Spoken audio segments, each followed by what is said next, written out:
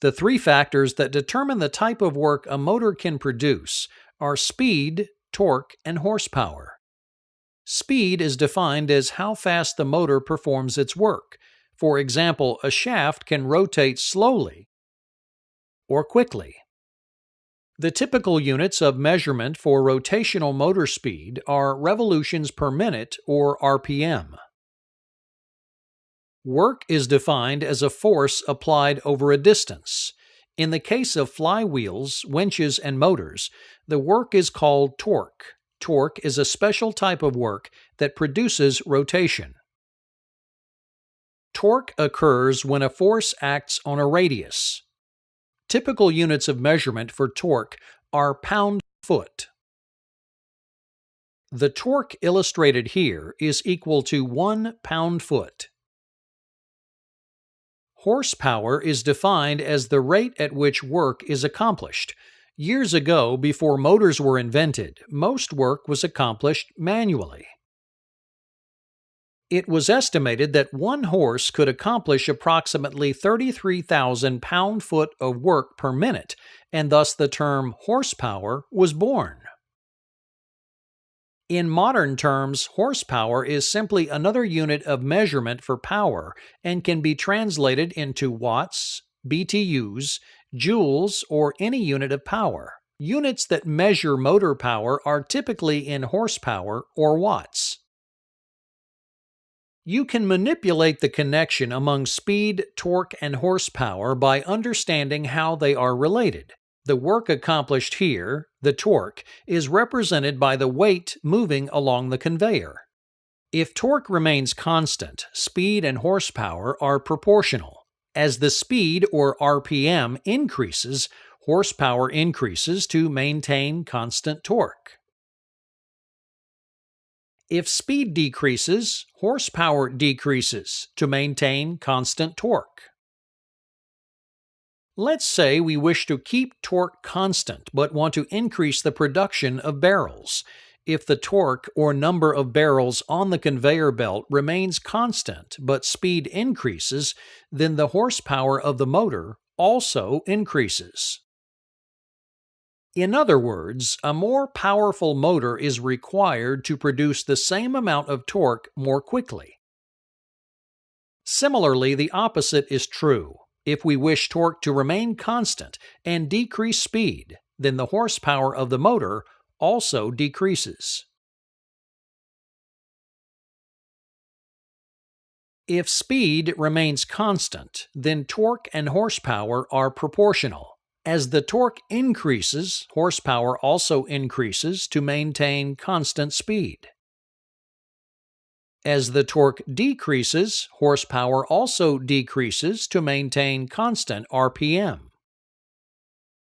Let's say we want production to increase, but the speed of the conveyor to remain constant. If torque increases, horsepower also increases to compensate. This means a more powerful motor is needed to produce more torque at the same speed. Similarly, the opposite is true. If we wish speed to remain constant and decrease torque, then horsepower also decreases. If horsepower remains constant, then speed and torque are inversely proportional. As the torque increases, speed decreases to maintain constant horsepower. As torque decreases, speed must increase to maintain constant horsepower. Let's say we want the horsepower of our motor to remain constant, but wish to increase the torque. If torque increases, the speed of the conveyor decreases so that the horsepower required of the motor remains constant. Similarly, the opposite is true. If the torque decreases, the speed of the conveyor increases and the horsepower generated by the motor remains constant. To calculate the amount of horsepower required to move a horizontal load, we must first consider the occurrence of sliding friction. Friction occurs when two materials resist moving against one another. For example, it's much easier to pull a block of metal across a smooth field of ice than it is to pull it across a rocky path. The friction between the block and the rocks is greater than the friction between metal and ice. The amount of friction generated depends primarily on the materials which are in sliding contact.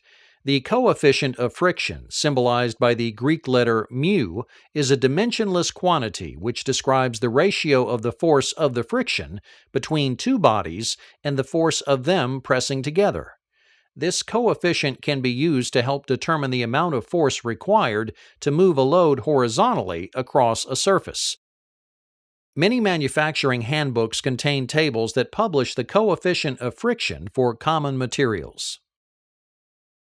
The amount of force required to slide a load and overcome the surface friction is calculated by multiplying the coefficient of friction by the weight of the load. Once this force is determined, it's easy to calculate the required horsepower to move a horizontal load. First, find the horizontal force required by multiplying the coefficient of friction by the weight. Then, determine the amount of work required by multiplying the force by the distance in feet to be moved. Next, calculate the power by dividing the work by the time in minutes. Then, convert to horsepower by dividing the result by 33,000. Finally, add 5% to compensate for estimated friction losses in the motor or cylinder. Let's try an example. Assume the barrel weighs 100 pounds. The coefficient of friction between the belt and the platform is 0.3, and the barrels move 20 feet in 0.1 minutes. We can determine the horsepower required of the conveyor motor by accomplishing the following calculations. First, find the horizontal force required by multiplying the coefficient of friction by the force of the weight, which is 100 pounds. In this system, the horizontal force is 30 pounds.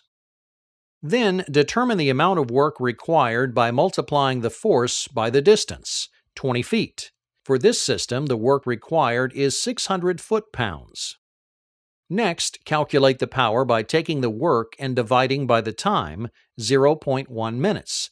The power is equal to 6,000 foot-pounds per minute. Then, convert to horsepower by dividing the result by 33,000. This yields a result of 0.18 horsepower. Finally, add 5% to compensate for estimated friction losses in the motor or cylinder. The final result is 0.19 horsepower. With this result, system designers can ensure the right size motor is available to operate the conveyor. If the distance to be traveled isn't on a horizontal surface, the angle of the surface must be taken into account. To determine the total force required, we must add the force required to raise the load to a higher elevation with the force required to overcome the friction. The total force is equal to the weight times sine A plus the weight times the coefficient of friction times cosine A. Once these two forces are combined, we can continue with the same steps used previously to calculate the size of the motor required. First, find the horizontal force required by adding the force required to raise the load to a higher elevation with the force required to overcome the friction. In this system, the horizontal force is 75.98 pounds. Then determine the amount of work required by multiplying the force by the distance, 20 feet. For this system, the work required is 1,519.6 foot-pounds. Next, calculate the power by taking the work and dividing by the time 0.1 minutes. The power is equal to 15,196 foot-pounds per minute. Then convert to horsepower by dividing the result by 33,000. This yields a result of 0.46 horsepower. Finally, add 5% to compensate for estimated friction losses in the motor or cylinder. The final result is 0.48 horsepower. With this result, system designers can ensure the right size motor is available to operate the conveyor on an incline. As expected, it takes a stronger motor to move weight up an incline than on a horizontal surface. The relationships among horsepower, speed, RPM, work, power, and force allow technicians and system designers to determine the appropriate characteristics of motors, cylinders, and other fluid system components required to operate any system.